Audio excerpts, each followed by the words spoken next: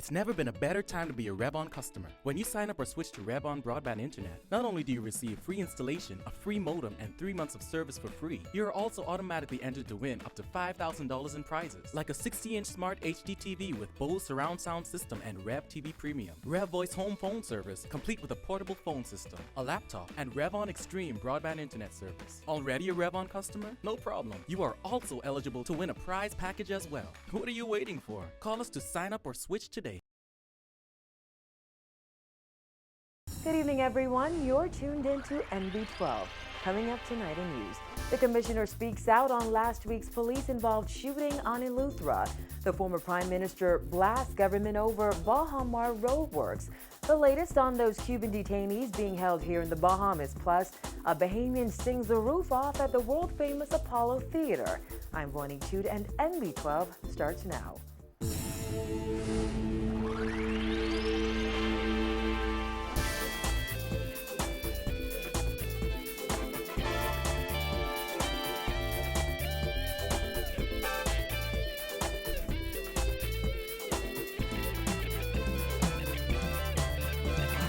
Topping news tonight, the commissioner of police admitting today that he was not made aware of that police-involved shooting on Eleuthera until NB12 brought it to his attention. He said since finding out, the force has launched an intense investigation into the matter. Paige McCartney reports.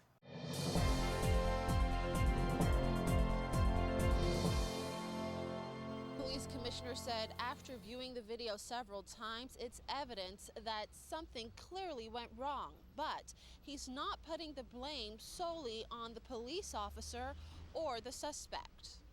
Commissioner of Police Allison Greenslade, however, stopped just short of commenting on whether he's satisfied the officer did everything he could do before opening fire on the suspect. Last week, we told you 28-year-old Kelson Antonio Ferguson was shot 3 times in the legs by a police officer on Eleuthera after he struggled with the officer and managed to put the officer in a chokehold in a nearly 8-minute-long altercation. According to police, Ferguson was pulled over last Monday on the airport road on North Eleuthera on suspicion of possessing dangerous drugs and weapons. The officer was, however, alone and did not have backup when he attempted to make the arrest. Greenslade said it's unfortunate that bystanders recorded videos and threw jeers during the altercation rather than provide assistance. I believe that the matter in question went very, very wrong. At the point that there was a physical confrontation between the officer and the person that he had placed under arrest, members of the public that were standing by should have intervened and should have assisted the officer so that that matter did not go as far as it went. There are many times when officers are not going to have backups. Officers are required to work independently all across the country many, many times. What I find to be a bit disturbing is that where that happens and members of the public stand idly by and do nothing to assist the officer is troubling. And that is not the way we behave in Family Islands. As a matter of fact, that is not the way citizens behave in New Providence. Because if an officer is in fear or has a challenge, we expect members of the public to assist, to go to that officer's aid, and to prevent things from getting out of control. The commissioner confirmed that the suspect is still in hospital being treated for his injuries but remains under arrest. He said the officer involved in the shooting has also been placed on administrative leave as per standard procedure. But Greenslade said the officer also sustained very serious injuries, including various serious bite wounds on his upper body. He has a number of injuries, very, very serious bite marks, injuries to the face, beneath the right eye, injuries to the left arm. But I don't want to say much more than that because I must be fair to all sides. Greenslade said he's not met with the family of the police shooting victim, but is willing to. He said at this point he has not noticed any deficiencies in law enforcement on the Family Islands that need to be addressed. The commissioner maintains the officer was in his right to detain the suspect as he was resisting arrest, but the matter is still under investigation. You can't have any member of your public fighting with the police. If a police officer places you under arrest, you should follow the instructions, you should comply. And we have a saying, you comply and you complain later, because someone will hear your complaint. That said, I'm not proffering a position either way, except to tell you that the matter is being properly investigated. Assistant Commissioner Leon Bethel has taken lead on this investigation and will manage all cases of police-involved shootings from here on out, according to the Commissioner. For MB12, I'm Paige McCartney. And police have identified the teen girl found dead in the area of St. Augustine's Monastery off Burnett Road yesterday as 17-year-old Alternica Young of Monastery Heights. According to police reports, a jogger discovered Young's body around 6 p.m. EMS personnel pronounced the teen, who had no visible signs of injuries, dead on the scene. Those who knew Young confirmed she had recently graduated from Doris Johnson High School. An autopsy will be performed to determine the cause of death. She was found wearing a skirt and blouse. Her death is being investigated as a sudden one for now. Tall Pines Member of Parliament Leslie Miller speaking out about his 11-year wait for closure and justice after his son Mario was murdered back in 2002. His comments came as parliamentarians debated amendments to the Crime and Procedure Code and the Evidence Act. Miller said our laws must decrease the backlog of criminal cases and allow families of victims of crime to get justice much sooner than they do now. Miller said it pains him, just as it does many other Bahamians in similar situations, to see the person he believes is responsible for his son's death walking around freely. You know, ever so often, Mr. Speaker, when you go into deep sleep, sometimes it's almost like a trance. And Mario would come to me, right over my bed head. It frightens me. I'll get up. I don't know. I'm probably in a trance. And he'd say to me, "Daddy, you think you ever can get justice for me?" 28 years old, they took his life. Miller said there's never any closure until justice prevails. He said it's a lonely, bitter suffering that many Bahamians relate to. Sometime I would wish for him to take me out of here so that I could be with Mario. But then my mother comes to me and she said, "Listen, you got these other children to live for too." Sometime at night, Mr. Speaker, after these deep experiences, I would go and I would get my shotgun out of the closet. I'd go downstairs and open the door, and by the time I get in the car, I would hear Mama's voice saying, "Go back inside. You didn't get in trouble. You got your other children to live for."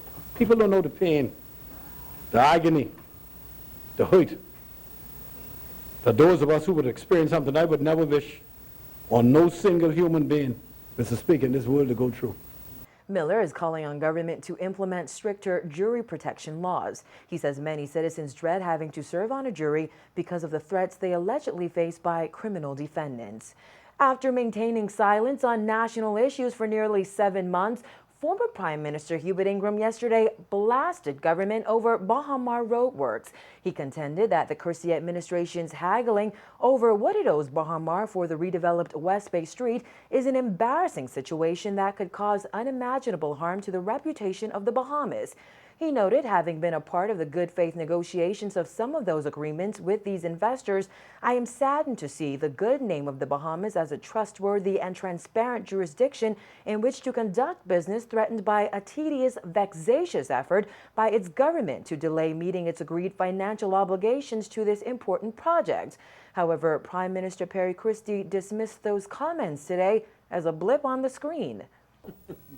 Not harm that you can't even imagine that we are bringing about by this reality. If the Minister of Works is told by people who are engineers that, "Listen, be careful, Minister, because what you are paying for is not what you got." He doesn't say that's right or wrong. He says, "Prove it to me." It was agreed by all parties that government would pay Baha Mar over $48 million for what was expected to be a $90 million road. The agreement detailed that government would pay 50% of the total if the road costs less than $70 million to construct. Baha Mar claims the road costs $118 million to build. The government puts the cost at $58 million. Ingram said yesterday, "I understand it has been intimated that this action being taken by the government should be seen in the context of the benefit it is seeking to secure for the Bahamian people through the realization of savings in relation to the signed agreement. I submit that the harm this action portends for the Bahamian people and their economic prospects by the destruction of goodwill and trustworthiness that it represents may be unimaginable." He also apologized to the Ismerlian family and China. However, Christie says no apology is needed. The former Prime Minister doesn't have to apologize to the Chinese government. The Chinese government knows my government. The government agreed to reimburse Baha Mar for the road once the casino tower reached the 100-foot mark. That happened back in February. The president of Panama is sending a special emissary to the Bahamas this week as he is offering humanitarian exile to 19 Cuban migrants in the Bahamas. David McGrath, Consul General for Panama in the Bahamas, confirmed this with NB12 today. The issue has garnered much international attention in recent weeks, even sparking major protests in Miami. Foreign Affairs Minister Fred Mitchell says U.S. officials are reviewing the cases of at least 4 of the detainees to determine whether they can be resettled in the U.S. McGrath says he has told his colleagues to be very careful when dealing with those persons who are undocumented. McGrath said the ambassador will meet with Bahamian officials and they hope to resolve this matter before he leaves and for the migrants to be sent to Panama. Compliance notices served on several shantytown landowners have expired, and government is moving ahead with prosecution. That's according to Environment and Housing Minister Kenred Dorset, who says government is serious about cracking down on shantytowns and is currently preparing another batch of notices to be served on additional landowners. Jasmine Bonamy has the latest on this developing story. The minister revealing that the government is now closer than ever to cracking down on shantytowns by focusing on landowners who have allowed these illegal dwellings to exist for decades. The notices were served for violation of building codes and utility connections and other infractions. Once served, the landowners had 30 days to get their properties up to standard. But Dorset revealed time has run out for those particular landowners. Dorset says he has met with the special unit created within the Department of Environmental Health Services, as well as the attorney assigned to advance prosecutions. The Environmental and Housing Minister says that unit is also preparing another set of notices for additional landowners. I met with the special unit that was created within the Department of Environmental Services and the attorney who has been assigned to that unit for advancing prosecutions, and they are in fact preparing the paperwork to do just that, coupled with the fact that they are now about to proceed to file further notices on additional landowners of shantytowns. While a recently released Shantytown report identified 15 illegal villages operating on New Providence, Dorset said they would be focusing first on shantytowns with 20 or more dwelling homes. He adds that for now, the focus will be on prosecuting New Providence landowners because of manpower issues. We're really going to be pursuing the larger ones in the first instance and then looking at the smaller ones. And so in terms of the priority of who we pursue, it'll be those landowners where the amount of dwelling homes are in excess of 20 or 30. And we're going after the bigger ones first, and then we will find ourselves pursuing the smaller areas. Last week you would have also noticed that the Prime Minister has now gotten involved in the process, and phase 2 of our endeavor has now begun, to the extent that we are now examining occupation of Crown land, because there are also shanty towns that exist on government Crown land. Since announcing the crackdown, Dorset says several landowners have come forward to work with the government on addressing the issue. He confirmed that landowners of the property that housed the most recent shantytown fire off Joe Farrington Road are among those complying. The minister is asking others to come forward. I mean, the government is very serious about this, and so I think landowners, I would encourage them to come forward and liaise with my ministry or the Department of Environmental Health Services. As the crackdown continues, Dorset says the government of the Bahamas is committed to ensuring it's done humanely. Reporting for NB12, I'm Jasmine Bonamy.